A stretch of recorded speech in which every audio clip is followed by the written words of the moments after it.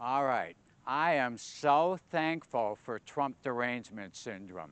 We should all hope these woke, liberal, Democrat lefties never recover. Let's head over to the swamp and talk about this. Hey everybody, how's it going? Welcome back to the swamp. Okay, whether you consider Trump derangement syndrome or TDS a disease, a mental disorder, a mental illness, it doesn't matter what you call it, it does exist. And it is absolutely glorious. You know, as MAGA, patriotic, conservative, Trump-loving Americans, it's probably the greatest gift the left has ever given us. And they're totally clueless about it. They're literally like petulant teenagers rebelling against their parents. You know how teens think they already know everything. And of course, the first thing they know is how stupid their parents are. Well, these woke lefties are mentally still just teenagers, stuck in their own past. You know, their thinking hasn't changed since they were indoctrinated into whatever kind of Marxist lies they were fed as young college students. And they still blindly believe it all. It's like Winston Churchill said, probably one of the greatest statesmen to ever live. You know, he said, if you're young and you're not a liberal, well, then something's wrong with your heart. But if you're grown up and you still are a liberal, well, then something's wrong with your brain. You know, tell me that doesn't fit these lefties to a T. You know, right now, I see the entire Republican Party turning into what I call the common sense party.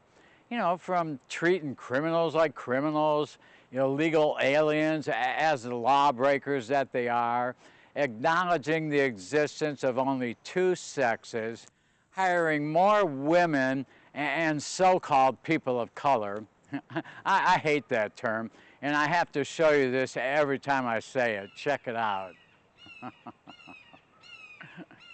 So yeah, hiring more women and minorities into major positions. And it's because of their content of character, and not because of their race or sex. And they're trying to eliminate wasteful spending, trying to end all the wars, getting rid of harmful additives in our food, making prescription drugs cheaper, lowering taxes for pretty much everybody. Securing our borders, the list goes on and on. So, how do you rebel against all of this without looking like a damn fool or a complete idiot? Well, you don't. But that's where these woke, liberal, Democrat lefties are right now. All thanks to Trump derangement syndrome. So now they have no choice but to constantly lie by saying Trump is going to cause this bad thing to happen or that bad thing to happen. And they are almost always instantly proven wrong when the exact opposite happens. Well, then they just shrug that lie off and proceed to the next lie over and over again. The reason they do this is because for the last 30 years or so, that tactic always worked for them. Well, that's because they completely controlled the media, which is probably the most powerful tool any regime could possibly hope for. What's so great about it is the way they won't give up on their tactics. It's like they really don't know that the mainstream media is biased in their favor and has been lying for them for decades now.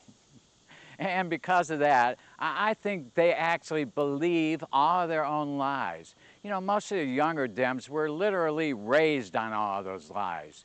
That's why they still think most of the people want all that woke shit they've been pushing. They've convinced themselves that their message just isn't being delivered in the right way. Not that the message itself sucks. They are truly delusional. In complete denial. But think about how devastating it would be to admit to yourself that pretty much everything you believe in is wrong or totally based on lies. What all this boils down to was that the real battle in this war between the right and left in this country was all about taking down the mainstream media, which Trump pretty much succeeded in doing. Like I said, if you control the media, you control the masses. The same way Russia controlled their people with their Pravda. You know, it's no wonder these woke lefties hate Trump so much. He literally took away the power of their lies. You know, they still lie just as much. It's just that nobody believes them anymore. In fact, everyone's laughing at them, and they know it. The reality is, these Democrats have but one chance to ever be accepted by anyone again. You know, besides their ignorant, diehard followers who will always stick with them, well, that one chance would be for them to swallow their pride, admit to being wrong, and start going along with all the common sense policies put before them. But we all know that's not going to happen. Their Trump derangement syndrome won't allow it. You know, it's funny how they claim to be the party of love, and yet it's their hatred that brought them down. So I think we should all just sit back and enjoy the show, which I've been doing since Trump got elected, and be gloriously thankful for Trump derangement syndrome. And another thing, these lefties have spent the last 30 years trying to turn men into candy-assed, whimpering, fancy-dressing, effeminate, in touch with their feelings, crybabies. You know, trying to convince us that all of our natural urges and desires, which we've all had since the beginning of time, are now somehow wrong. And slapping on half a dozen or so derogatory labels on us to attempt to add to the guilt. Just pitiful. And now, after losing the majority of men, they're desperately trying to figure out how to get them back. Well, it ain't Pete Butt Edge or Tampon Tim Walz, and certainly not that David Bitch Hog guy. You know, those pussies don't have a clue about what men want. So now they bring in this hefty, giant, overaged, horny for frat boys, silly bitch, who is actually more of a man than those three guys I just mentioned. You know, I'm sure you've seen her. If not, feast your eyes on this. So yeah, that's who the Dems are pinning their hopes on to bring men back into the fold. If you really want to laugh, go listen to her spiel. It's downright hilarious. You're familiar with how the right uses the question, what is a woman, as kind of a test for the left. Well, the left have their own version of that question, you know, to judge what kind of a man you are. You know, and it's, would you date or hook up with a trans woman? You know, a guy with a penis pretending to be a woman? If your answer is no, well, then you're labeled a bigot or a transphobe. And like I said in this video, you know, it's not a phobia or fear, it's more of a disgust. You know, I guarantee you, those three guys I mentioned earlier would have no problem with the penis sporting chick. You know, some of them might actually prefer it. I mean, how many men do you know that don't care if their women are sporting a penis or a vagina?